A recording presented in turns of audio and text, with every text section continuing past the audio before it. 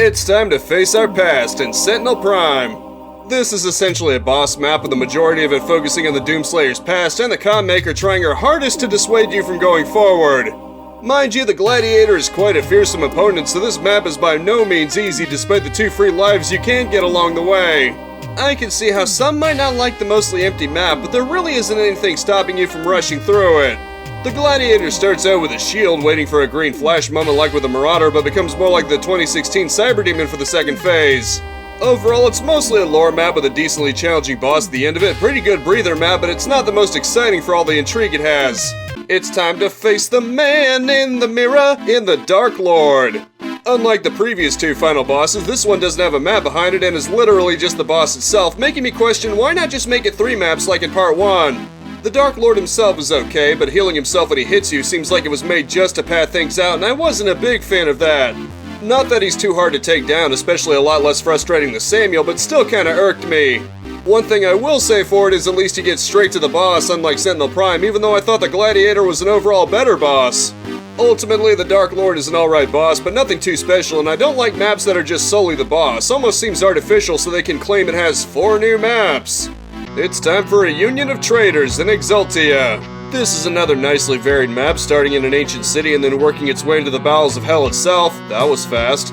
Contrasting lush green foliage with harsh charred oblivion. It also introduces the Revenants and Hell Knights, and if you take the Slayer Gate, also introduces the Dread Knight, which certainly gets the ball rolling and also gives you the Plasma Rifle. Unfortunately, it also introduces the Purple Goo, one of my least favorite elements in the game, slowing you down and just completely killing the otherwise snappy pacing. It also has some platforming, but I'm much more okay with that. You can get through it smoothly. Overall, it's another fun map, but the Purple Goo really bogs it down, and it just doesn't reach the same heights the previous map did. It's time to greet an old friend, an art complex. So this one's kind of a mixed bag for me. On one hand, it has some absolutely gorgeous locations like street views and shopping districts. On the other hand, it heralds the return of that disgusting purple goo, and this one handles it much worse than Exultia since you actually have to do serious fights while trying to avoid the stuff. At least it introduces the Marauder, a controversial enemy, but one I kind of like for the unique challenge he presents even if his shotgun attack is slightly cheap.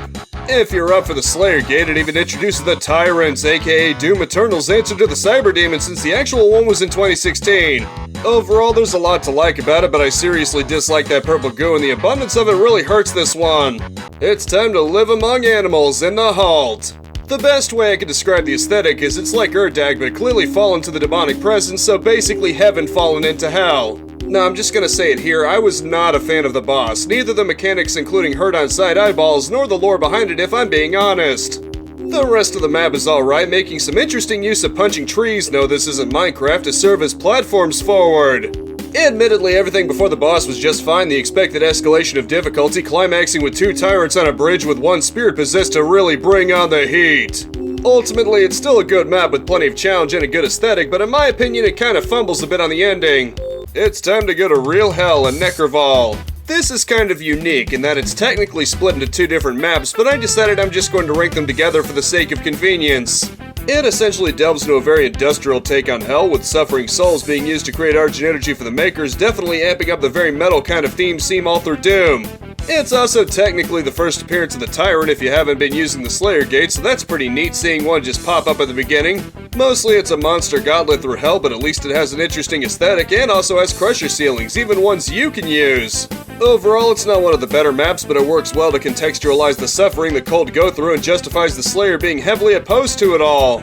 It's time for a vampire bath in the Blood Swamps. This is another brutally hard map, though it felt a lot lighter compared to Facility, maybe chalk that up to me actually getting good. You have to get through 2 different trials to proceed, my least favorite definitely being the Poison Swamp you have to follow the wolf through since it kinda limits your mobility, which is kinda weird in Eternal. It ends with a boss fight of sorts, where the cubes open up with eyeballs you have to shoot and then punch the cubes into a shield. It's okay for an in-map boss. My least favorite is introducing the Possession Ghost that forces you to use the microwave beam, but not necessarily the map's fault. Overall, it's a map that has some shortcomings and annoyances, but overall it's an aesthetically interesting swamp that provides plenty of challenge. It's time for the hunter to become the hunted in Doom Hunter Base. In case the name wasn't the giveaway, it introduces the Doom Hunter, 3 of them in fact, and is also where you're taking out the second Hell Priest. Aesthetically, it's a bit like the Foundry, albeit like the previous map in the middle of a harsh, snowy environment. As you fight through the usual crowds, you see the Doom Hunter being assembled and the Hell Priest mentioning as such, so it builds anticipation. Definitely continues the trend towards platforming, with you having to leap from floating wall to floating wall before it falls into the void. Probably not the most exciting map ever, but it has a nice industrial aesthetic, and it's nice how it builds things up to the Doom Hunters. It's time to chant alarmingly loud in Cultist Base.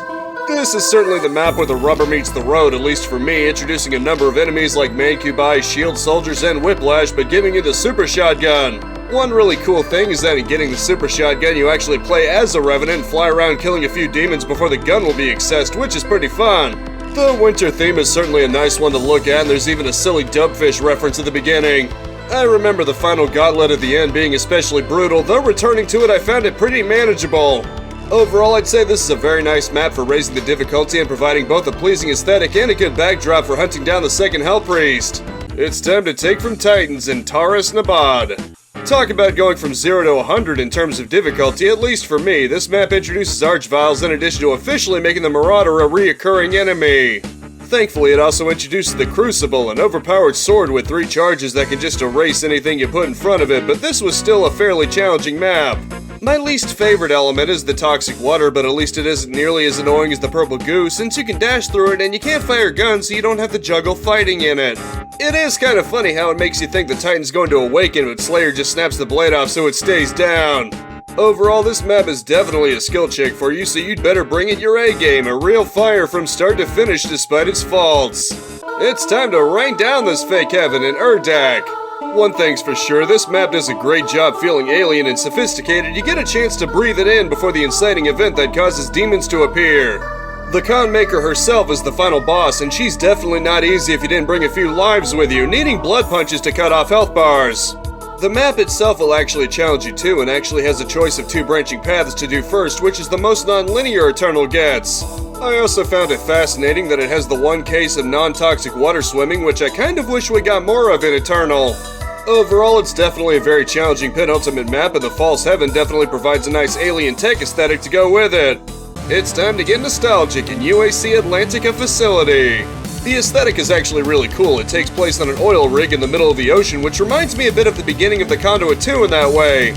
It also raises the difficulty even more with Marauders, Tyrants, Archviles, and Doom Hunters, and plenty of others before you even get to the Seraphim Key, let alone the end. Going in from the Icon of Sin, it's more than fair as a progression of difficulty, but I will admit it was wrecking me when I was streaming it due to not having played in a while. One part that was actually really cool is when you're underwater and a shark swimming around. I imagine the Slayer having respect for it as a fellow hunter. With a pleasing aesthetic and a wild amount of difficulty, especially on UV, this is certainly a great introduction to ancient gods.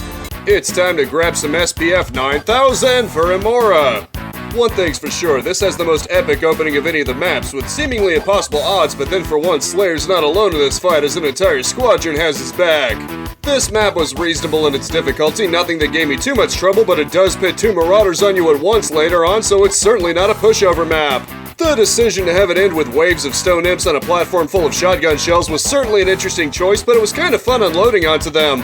While not the most aesthetically pleasing map, the transition from rocky to hellish tech is pretty cool. Overall, it's not the hardest map, but for a penultimate map, it at least carries through on an epic feeling like you're really storming deep into hell. It's time to go deep into red in Mars Core. Well, if there's one thing this map is chock full of, it is personality, starting out with the Doomslayer just helping himself to a guard's plasma rifle.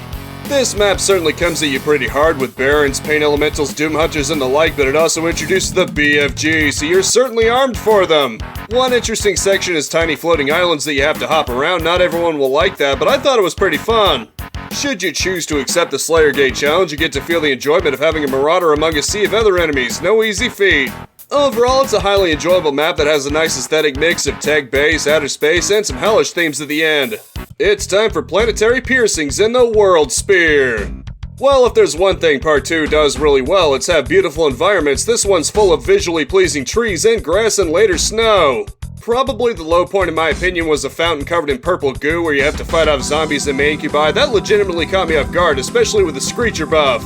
It also adds further to the sense of platforming with hookshot targets for the meat hook, looking like something out of Zelda, but with the added fun of swinging around like you're Spider-Man. After part 1, it felt pretty refreshing since it didn't immediately pile you on with the harder enemies right off the bat, outside of an Easter egg. Overall, I'd say it's a fairly good map with a decent challenge and a very beautiful aesthetic with only a few blemishes. It's time to face our final destination and final sin. This is the final map of the main game, and it definitely shows because this is extraordinarily hard on ultraviolence, especially the icon of sin itself.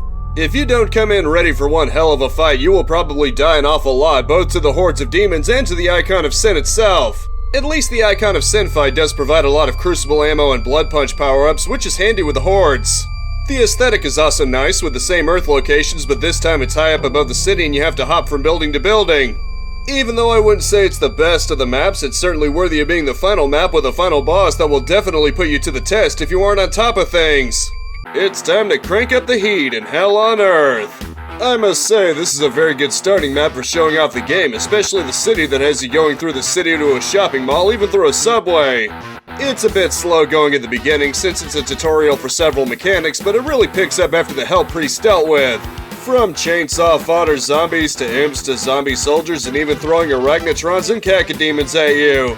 It also nicely establishes the story with the first Hell Priest already taken out and establishing that there's 2 more in the Con Maker to deal with at some point. While Eternal isn't as open-ended as classic Doom, there's still plenty of secrets to be found, so there's explorative potential.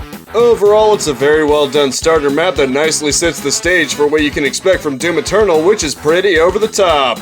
It's time to touch grass and reclaimed Earth. Ancient Gods 2 continues its trend of the maps looking absolutely gorgeous, this one being a foliage-claimed Earth, and the shopping mall especially looks nice.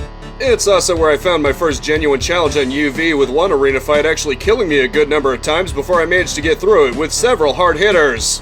The Cursed Prowler is perhaps the most insidious enemy in Doom, cursing you to not dash or jump and lose health, and you have to blood punch to be cured. Thankfully, they're not too common and most of the encounters are very fair, even when I was being decimated by everything. Ultimately, I'd say it captures everything I love about that first Hell on Earth map, but mostly even better with a very beautiful Chernobyl-esque abandoned city. It's time to shove for chunky beef and Super Gore Nest. I gotta say, I am absolutely in love with this map. It's everything good about Hell on Earth, but taken up to 11, at least in my opinion. It's a mixture of streets and tech base, but all throughout it there's very much a mixture of hell with flesh and teeth due to the demonic presence involved there. The only thing I can really nitpick is the buff totem introduction, since it's sort of blind luck that the teleporter will take you to it, but it wasn't too much of a hassle. It probably has the most satisfying secret sequence where you backtrack to the beginning with a blue key to get, among other things, a Slayer Gate key. Add that to the massive arena fights in some spots and the pretty fun trek through nuclear waste, which is always classic, and this map very much excels in just about every field. It's time for one hell of a rip and tear overview.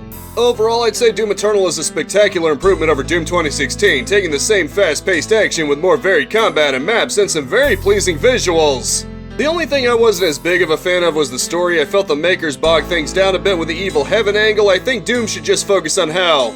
Ancient Gods was certainly not lacking in the difficulty department, and Part 2 especially has some jaw-droppingly gorgeous visuals for its map, so that was a plus. When it's hitting its best, Doom Eternal more than lives up to the legacy of the first 2 Doom games with a unique flavor. It's not like Doom ever took its story too seriously, so the sin of not having the best writing can be overlooked. I'd say give Doom Eternal a try if you somehow haven't already. You can get it on several systems, including the Nintendo Switch, and here's to Doom Dark Ages!